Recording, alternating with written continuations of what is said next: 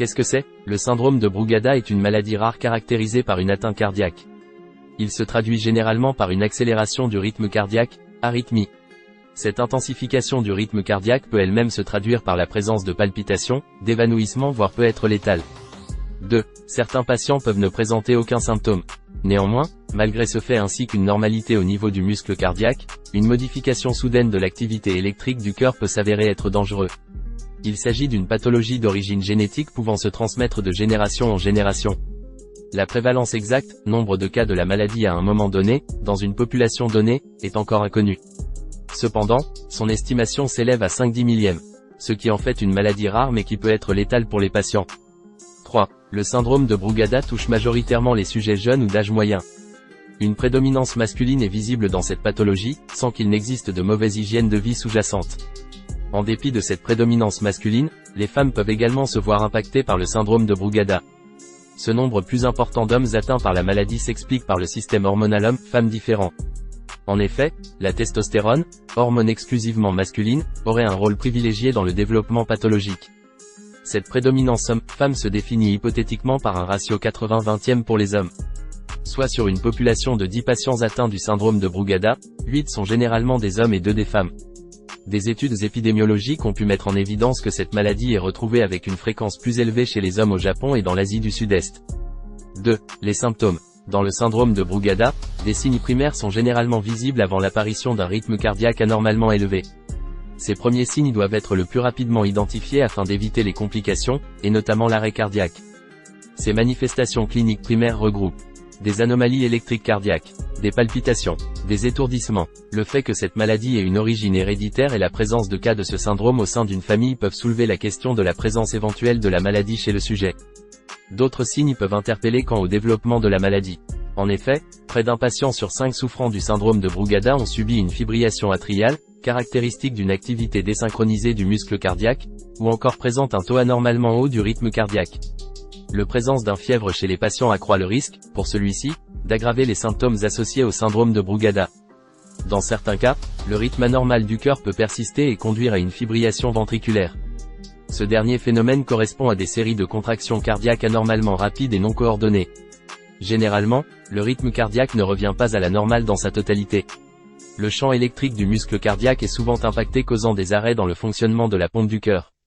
Le syndrome de Brugada conduit souvent à un arrêt cardiaque soudain et donc à la mort du sujet. Les sujets impactés sont, dans la plupart des cas, jeunes avec une hygiène de vie correcte. Le diagnostic se doit d'être effectif rapidement afin d'établir une prise en charge rapide et ainsi éviter la létalité. Néanmoins, ce diagnostic s'avère souvent difficile à établir du point de vue où les symptômes ne sont pas toujours visibles.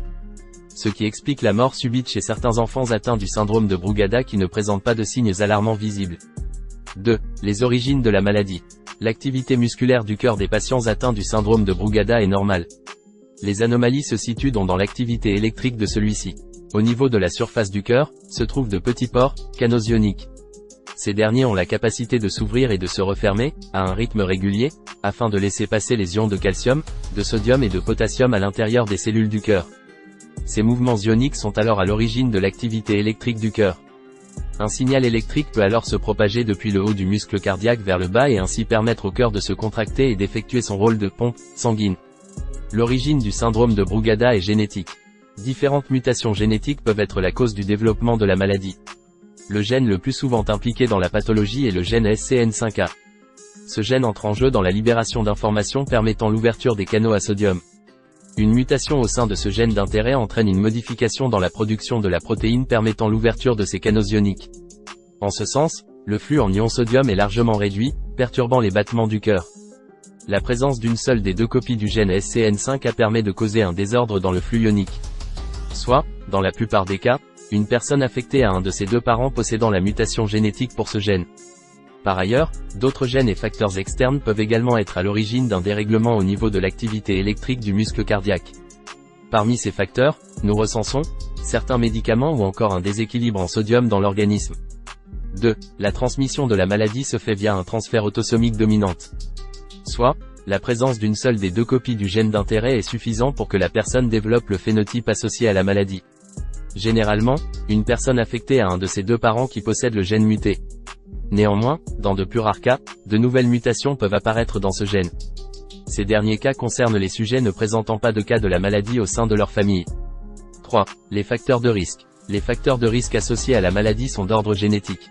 En effet, la transmission du syndrome de Brugada se fait de façon autosomique dominante. Soit, la présence d'une seule des deux copies du gène muté est nécessaire pour que le sujet témoigne de la maladie. En ce sens, si un des deux parents présente une mutation dans le gène d'intérêt, la transmission verticale de la maladie est fortement probable. Prévention et traitement. Le diagnostic de la maladie repose sur un diagnostic primaire différentiel. En effet, c'est à la suite d'un examen médical par le médecin généraliste, constatant les symptômes caractéristiques de la maladie chez le sujet, que le développement de la maladie peut être évoqué. À la suite de cela, une visite chez un cardiologue peut être recommandée afin de confirmer ou non le diagnostic différentiel. Un électrocardiogramme, ECG, est le test de référence dans le diagnostic de ce syndrome. Cet examen permet de mesurer le rythme cardiaque ainsi que l'activité électrique du cœur. Dans le cas où le syndrome de Brugada est suspecté, l'utilisation de médicaments tels que l'ajmaline ou encore la flécainide permet de mettre en évidence une surélévation du segment sain chez des patients suspectés d'être atteints de la maladie. La réalisation d'une échocardiographie ou d'une imagerie par résonance magnétique, IRM, peut être nécessaire afin d'examiner l'éventuelle présence d'autres problèmes cardiaques.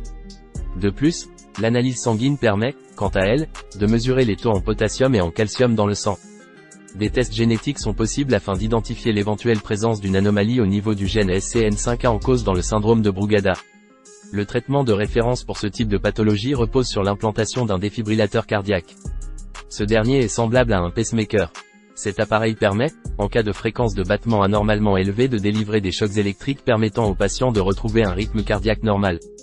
Actuellement, aucun traitement médicamenteux n'existe pour le traitement de la maladie. Par ailleurs, quelques mesures peuvent être prises afin d'éviter les désordres rythmiques. C'est le cas notamment de l'éviction ou diarrhée, impactant la balance en sodium dans l'organisme, ou encore de fièvre, par la prise de médicaments adéquats. 2.